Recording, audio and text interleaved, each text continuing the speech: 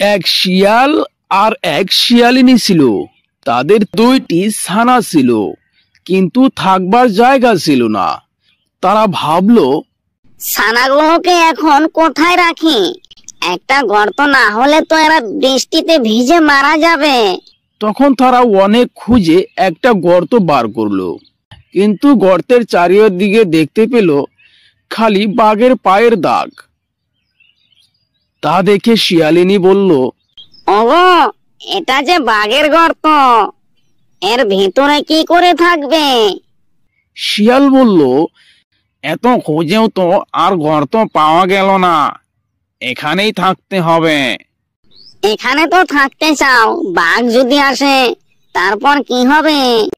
তখন তুমি খুব করে ছানাগুলোকে গায়ে চিমটি কাটবে, তাতে তারা চেঁচাবে, আর আমি জিজ্ঞেস করব ওরা কাঁদছে কেন।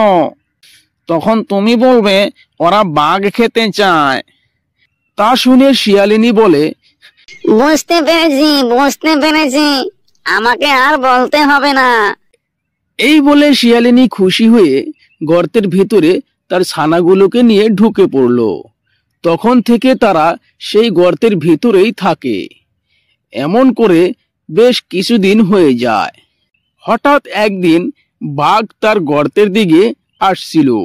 শিয়ালিনী বাঘকে দেখে বলে, আরে আরে, ওই তো বাঘ চলে আসছে, তাড়াতাড়ি যাই, ছানাগুলোকে চিমটি কাটি। অমনি শিয়ালিনী তার ছানাগুলোকে ধরে খুব চিমটি কাটতে লাগলো। তখন ছানাগুলি অনেক চেঁচামেচি আরম্ভ করে দিল।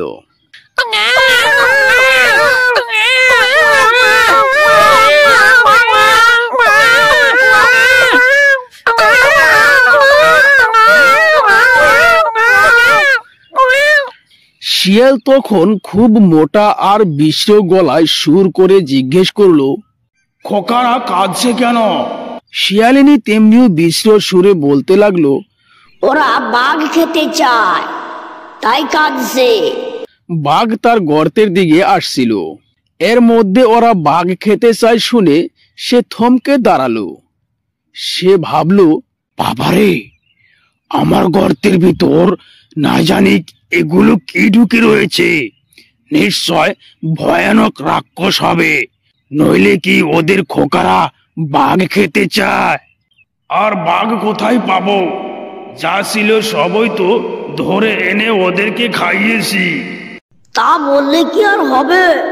যেমন করে পারো একটা বাঘ ধরে আনো, নইলে খোকারা থামছে না।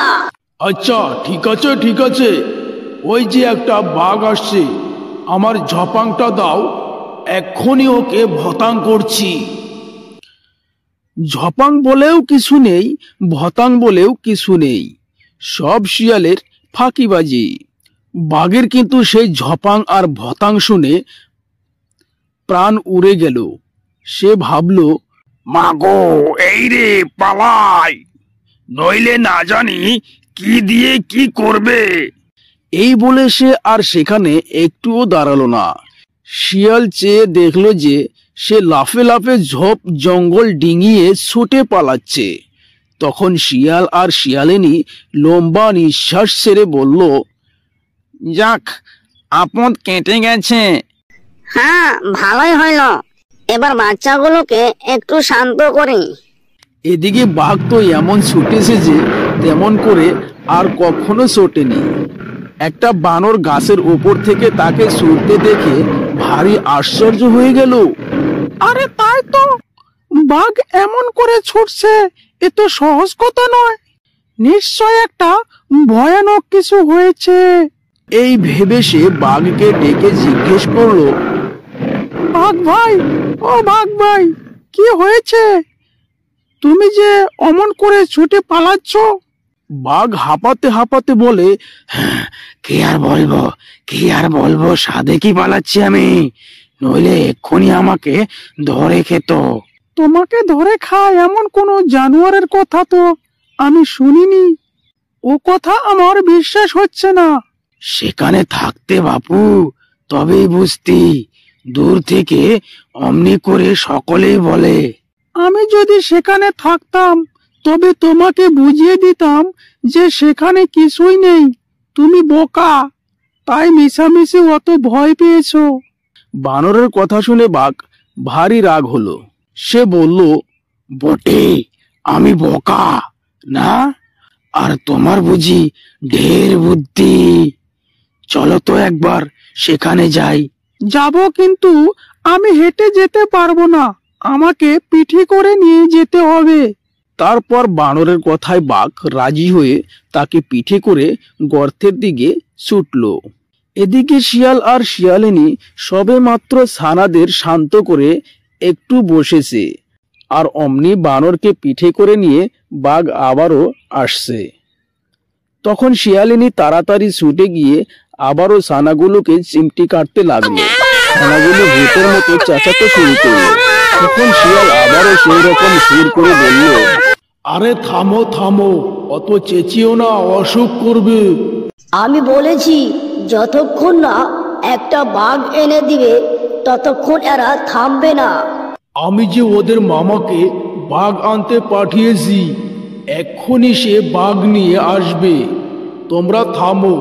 ওই ওই ওই যে তোদের বাদর মামা একটা বাঘ ধরে এনেছে।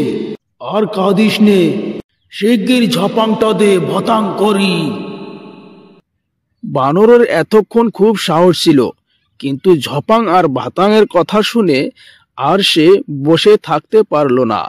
সে এক লাফে একটা গাছে উঠে দেখতে দেখতে কোথায় যেন পালিয়ে গেল। আর বাঘের কথা কি আর বলবো, সে যে সেখান থেকে ছুটল, 2 দিনের মধ্যে আর দাঁড়ালো না। তারপর থেকে শিয়াল আর শিয়ালিনী ও তাদের সন্তানকে নিয়ে সেই গর্তের মধ্যে সুখে শান্তিতে দিন কাটাতে লাগলো। বন্ধুরা, এই ভিডিওটা কেমন লাগলো? ভালো লাগলে একটি সুন্দর কমেন্ট করে দিবেন, আরো একটা লাইক করে দিবেন। আরো সুন্দর সুন্দর ভিডিও দেখার জন্য এই চ্যানেলটিকে সাবস্ক্রাইব করে রাখুন।